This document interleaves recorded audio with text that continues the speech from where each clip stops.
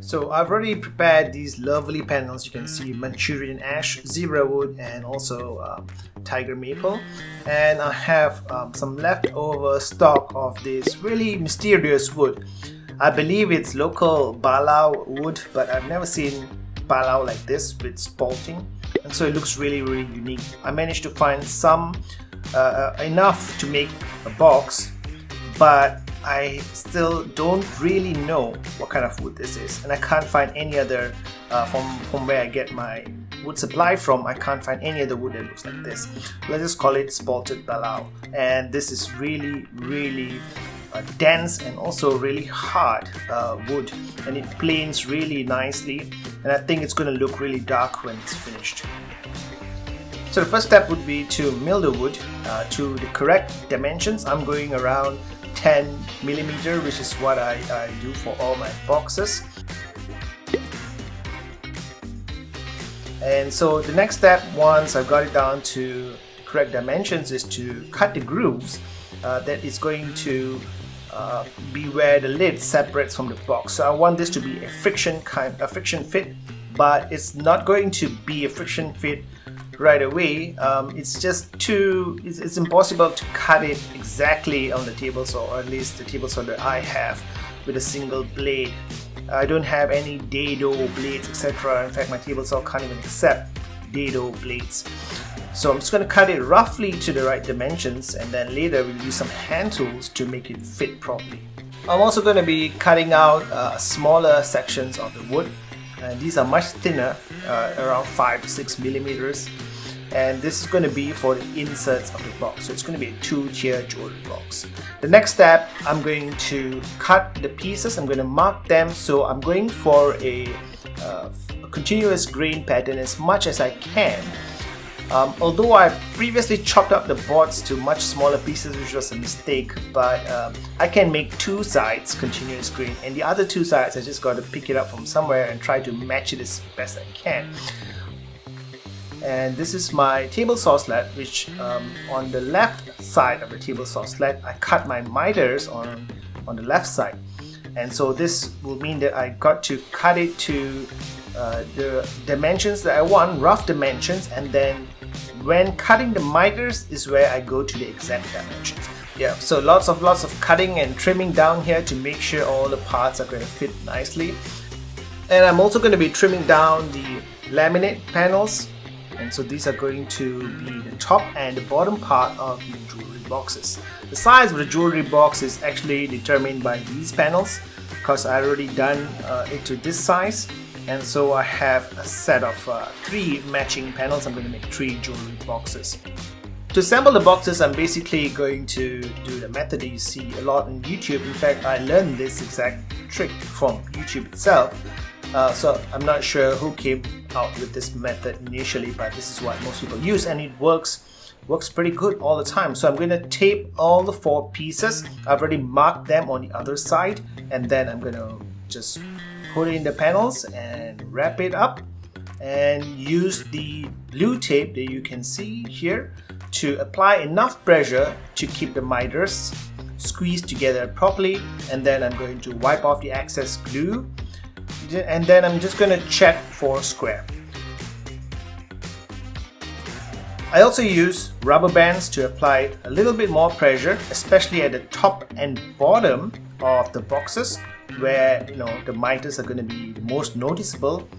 And these are just regular rubber bands. You can get it from anywhere. I'm also going to be putting together the inserts, and these are almost the right dimensions, but I believe I need to round it over to make it fit properly into the box and the lid as well.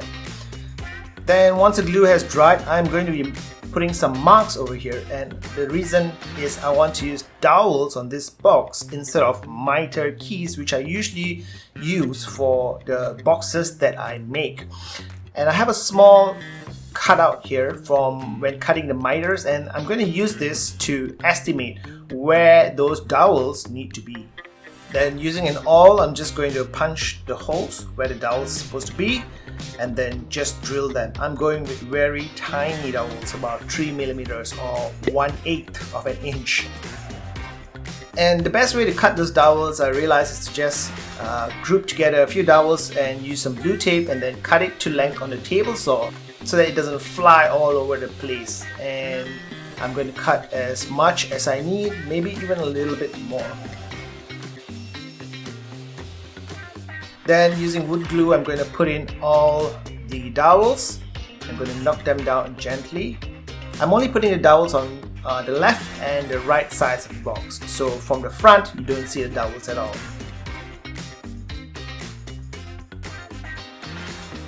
And then using a flush trim saw, I'm just going to trim off the dowels once the glue has dried.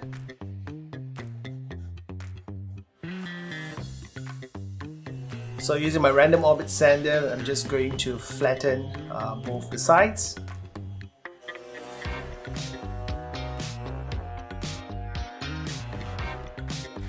And then using some sandpaper that I clipped on to a piece of plywood here, I'm going to flatten the top and the bottom of the box.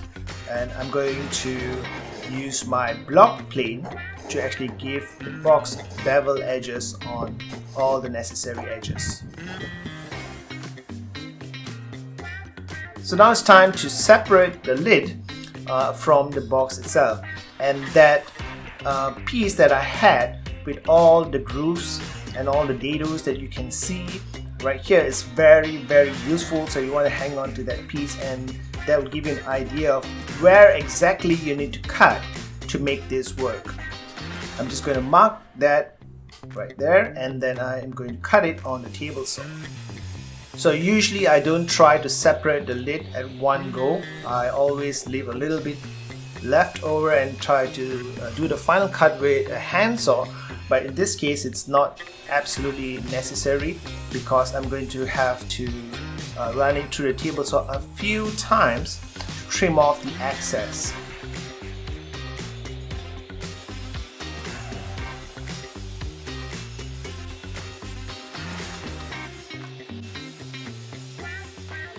So I've cut all the major parts, and now I'm going to finishing the box in my home workshop, which is actually in my balcony, and the workbench that you see here is a mini workbench. I have a video of that on my channel as well to see how I made the workbench. It's very small but very useful. And to make the box fit properly, I'm going to be using this Stanley rebate plane or Philister plane, whichever you call it.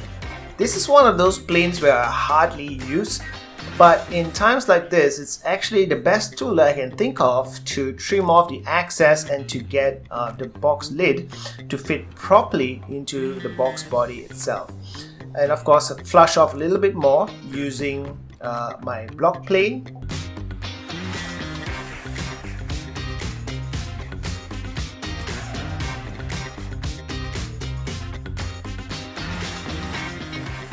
I probably should have cleaned out the dados that I made in the table saw before assembling the box, which I completely forgot. But then it's not impossible to do it. It's just a whole lot more difficult. I wish I had a dado stack that can cut clean dados, but I don't. So I always have to clean up the dados with a hand tool.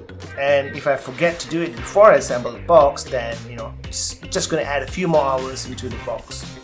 And then to finish, I'm just going to do a little bit of hand sanding on all the edges to get the final fit right. So it fits well, but it's a bit hard, and I want it to fit nicely because I'm also going to be adding some hardware in here, so it doesn't have to fit too much.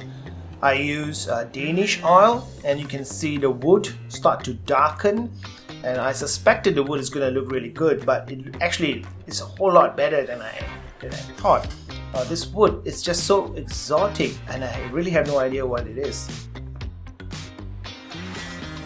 So I'm going to put the hinges as external hinges. I'm just going to be using a very simple handheld drill bit to drill this because I am at my home, and I kind of forgot all the other tools are in my workshop. So I'm going to use whatever tools that I have.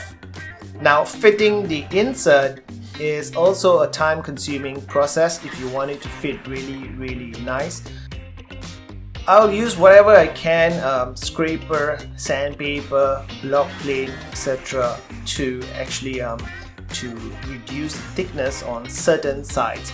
Now, as much as I would like to say that this box is exactly square on all 4 sides, in reality it's a little bit, just a little bit off square in probably one side, right? And that happens sometimes when making boxes, but that's fine, because with hand tools you can really fine-tune the insides or the inserts way more than you can fine-tune it with any kind of machine tool.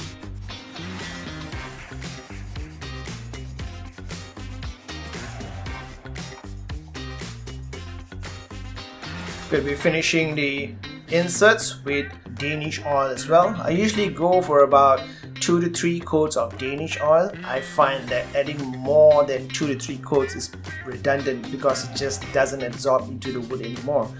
And then I usually finish with a little bit of min wax, finishing wax. Now that really adds a lot of luster to the box.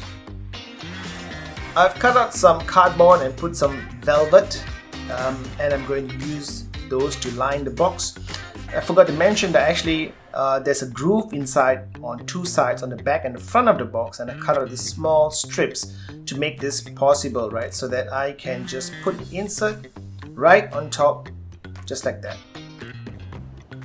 With the insert in, and you can see that I rounded over the top, it closes just nicely. You don't hear a loud thud. The box is pretty heavy for its size because the wood is very dense. And this is how all the boxes turned out. All really, really gorgeous, in my opinion at least.